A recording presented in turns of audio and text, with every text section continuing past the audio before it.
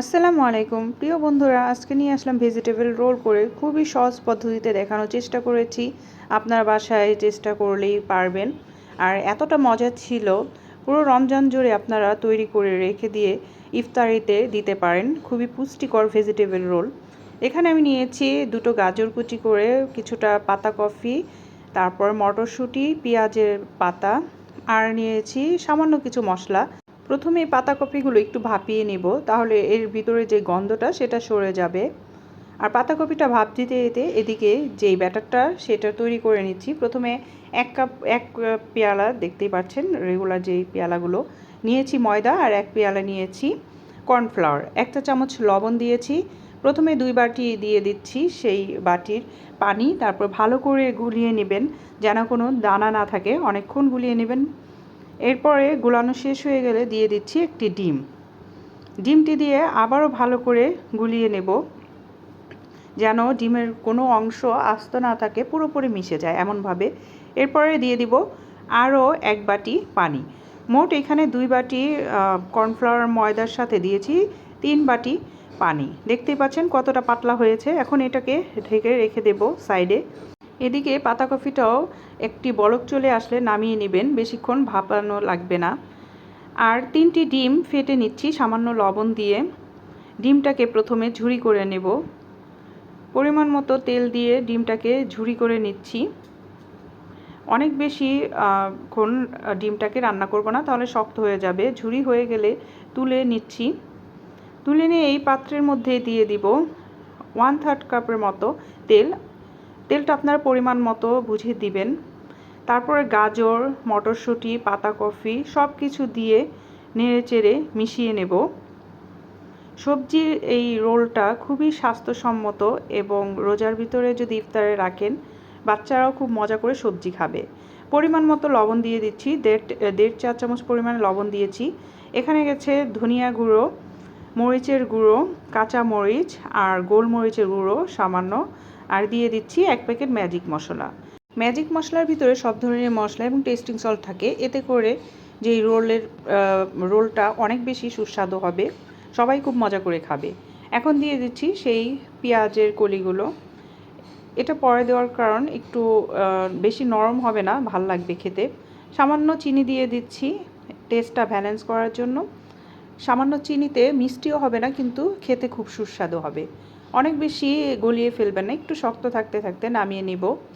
আর দিয়ে দিচ্ছি লবণটা দেখে সামান্য লবণ, আপনারা লবণটা চেখে তারপরে দিয়ে দিবেন। আর সেই ডিমগুলো দিয়ে ভালো করে মিশিয়ে নামিয়ে নেবেন। ভালো করে মিশানো হয়ে গেলে এখানে দিয়ে দেব 2 চা চামচ পরিমাণে কর্নফ্লাওয়ার। কর্নফ্লাওয়ারটা গুলিয়ে দেওয়ার কারণ হচ্ছে এটার যে একটু স্টিকি ভাব হবে, ভেজিটেবলটা খেতেও সুস্বাদু হবে এবং দেখতেও অনেক বেশি জুসি লাগবে। ভালো করে মিশিয়ে নেবেন মিনিট খানেক, একটু আঠা আঠা ভাব হবে। তারপরে নামিয়ে রেখে দিব। আর দেখিয়ে দিচ্ছি যে এই শীটটা কীভাবে তৈরি করছি। প্রথমে সামান্য 1-2 ফোঁটা তেল দিয়ে একটু ব্রাশ করে নিয়েছি। ফ্রাই প্যানে চেষ্টা করবেন বানানো, তাহলে লেগে যাবে। তারপর সেই ব্যাটারটা ঢেলে দিয়ে ফ্রাই প্যানে, এরপর দেখতে পাচ্ছেন কিভাবে আবার উঠিয়ে রাখছি। একদমই পাতলা ব্যাটার হবে শীটটা, দেখতেই পাচ্ছেন। এটা তো ফার্স্টে দেওয়া হয়েছে, একটু লেগে গেছে। যে উঠিয়ে নিয়ে আরেকটা দেখিয়ে দিচ্ছি আপনাদের কিভাবে করছি। দেখতেই পাচ্ছেন কতটা সহজ, একদমই পাতলা এবং নরম শীট হয়েছে। দেখুন সব কিছু দেখা যাচ্ছে, এতটাই পাতলা। এখন আমি চুলা থেকে একটা নামিয়ে এই চুলার পাশে এগুলো রেখে বানিয়ে নেব। আপনারা চাইলে একসাথে জমিয়ে রেখে তারপরে বানাতে পারেন। আমি একটা বানাবো, আবার আরেকটা বানাবো। এভাবে কাজটা তাড়াতাড়ি হয়ে যায়। দেখতে পাচ্ছেন কতটা সহজ। তো এটা হতে হতে আমার এই শীটটাও হয়ে গিয়েছে। দেখুন এখন একদমই উঠে আসছে। এইভাবে সবগুলো শীট আপনারা বানিয়ে পরবর্তীতে বানাতে পারেন। আমি একটা করে উঠাচ্ছি আর একটা করে বানাচ্ছি, এতে করে কাজটা অনেক বেশি সহজ হয়ে গিয়েছে। তো দেখতেই পাচ্ছেন কিভাবে 2 পাশ থেকে একটু এনে তারপরে মুড়িয়ে নিচ্ছি। একটু টাইট করে মোড়ানোর চেষ্টা করবেন। সবগুলো এভাবে আমি বানিয়ে নিয়েছি। ভিডিওটা বেশি লম্বা হয়ে যাবে, এই জন্য দুটো দেখিয়ে দিলাম।